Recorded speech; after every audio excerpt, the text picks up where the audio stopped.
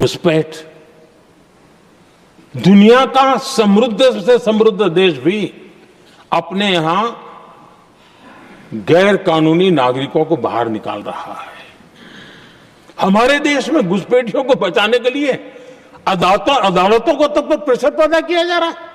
দেশের ইতিহাসে এই প্রথম ক্ষমতাসীন মুখ্যমন্ত্রী সুপ্রিম কোর্টে গিয়ে নির্বাচন কমিশনের কাজ বন্ধ করার আবেদন জানিয়েছেন। প্রশ্ন একটাই, কেন, কার স্বার্থে এই তড়িঘড়ি? কার নাম ভোটার তালিকা থেকে যাবে আর কার নাম কাটা পড়লে সমস্যা তৈরি হবে?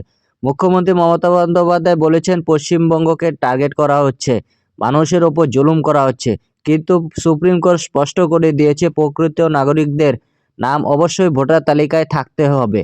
তাহলে আপত্তি কোথায়? এসআইআর বা বিশেষ নিবিড় সংশোধন, যেখানে ভুয়ো, অবৈধ, সন্দেহজনক নাম যাচাই হবে, সেই প্রক্রিয়াকেই কেন থামাতে চাইছেন তৃণমূল কংগ্রেস? আধারেই একমাত্র নথি বানানোর এই চাপ কি আসলে কাকে বাঁচাতে চায়? আজ যখন গোটা বিশ্ব অবৈধ অনুপ্রবেশকারীদের বিরুদ্ধে কঠোর হচ্ছে, ঠিক তখনই বাংলায় দেখা যাচ্ছে এক উল্টো ছবি। ভোট ব্যাংকের স্বার্থে অনুপ্রবেশকারীদের ঢাল বানিয়ে আদালতের দরজায় হাজির হলেন খুদ মুখ্যমন্ত্রী। আর ঠিক এই প্রসঙ্গে রাজ্যসভায় আজ প্রধানমন্ত্রী নরেন্দ্র মোদী সরাসরি তৃণমূল কংগ্রেসের মুখোশ খুলে দিয়েছেন। কারণ নাম না করে তিনি বুঝিয়ে দিয়েছেন কারা অবৈধ অনুপ্রবেশকারীদের রক্ষা করতে আদালতে যায় আর কারা দেশের যুব সমাজের ভবিষ্যৎ নিয়ে চিন্তিত। চলুন প্রধানমন্ত্রী কি বলেছেন সরাসরি শুনে নেই। आदरणीय सभापति जी, ये संसद का उच्च सदन ये एक प्रकार से राज्यों का प्रतिनिधित्व करता है और जो चर्चा की बारीकियां मैंने देखी, मेरा मन कहता है कि थोड़ा स्तर इसका ऊपर होना चाहिए था और वहां से तो ज्यादा होना चाहिए। वो तो कितने साल तक सरकारों में रहे हैं, वहां से जरा चर्चा का स्तर ऊंचा होना चाहिए था, लेकिन उन्होंने ये मौका भी गंवा दिया। देश उन पर कैसे भरोसा कर सकता है? आदरणीय सभापति जी, मैं कल एक माननीय सदस्य को सुन रहा था। यूं तो वो अपने आप को राजा कहलाने में बहुत गर्व करते हैं, लेकिन वे आर्थिक असमानता की चर्चा कर रहे थे। बताइए, जो खुद को राजा माने और वो आर्थिक असमानता की बात करे, सबको लगता है कि क्या यही देखने के बाकी रह गए थे क्या? आदरणीय सभापति जी, हमारे टीएमसी के साथियों ने काफी कुछ कहा। जरा खुद तो अपने गरेबा में देखें। निर्मम सरकार पतन के जितने भी पैरामीटर्स हैं, उन सब पैरामीटर्स में नए नए रिकॉर्ड बनाते जा रहे हैं और यहां उपदेश दे रहे हैं। क्या हाल करके रखा हुआ है? ऐसी निर्मम सरकार से वहां के लोगों का भविष्य अंधकार के अंदर डूब रहा है, लेकिन इनको कोई परवाह नहीं है। सत्ता सुख के सिवाय कोई आकांक्षा नहीं है और वे यहां उपदेश देते हैं। घुसपैठ दुनिया का समृद्ध से समृद्ध देश भी अपने यहां गैर कानूनी नागरिकों को बाहर निकाल रहा है। हमारे देश में घुसपैठियों को बचाने के लिए अदालतों को तब तक प्रेशर पैदा किया जा रहा है।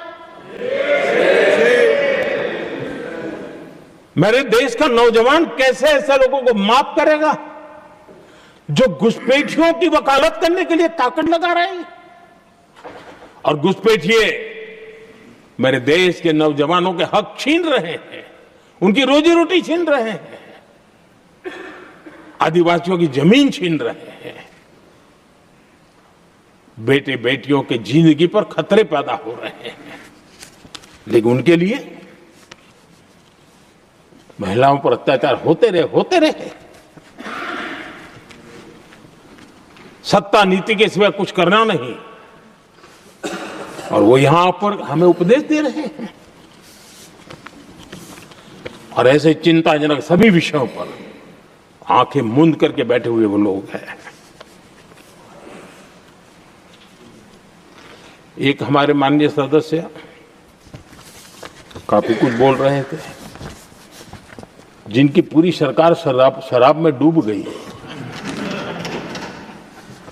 जिनके शीश महल घर घर में नफरत का कारण बन गए, और शायद उनको ब्लैक शब्द ज्यादा पसंद है। हर एक का अपना अपना एक भूतकाल होता है।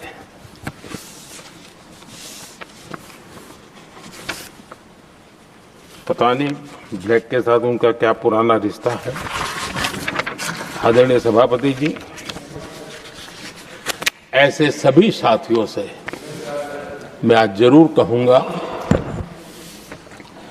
तुम कितना दुनिया को धोखा दोगे, तुम कितना दुनिया को धोखा दोगे। आईना देख लिया तो अपनी सच्चाई कहां छिपाओगे।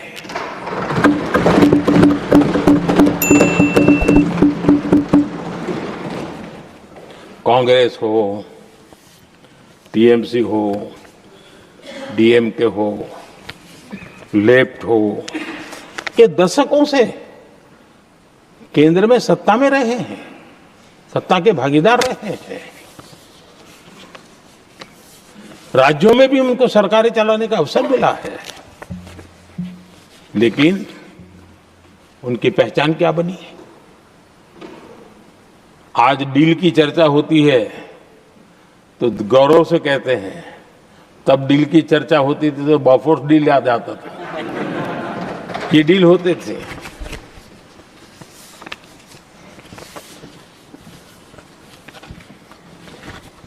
उन्होंने सिर्फ जेब भरने का काम किया।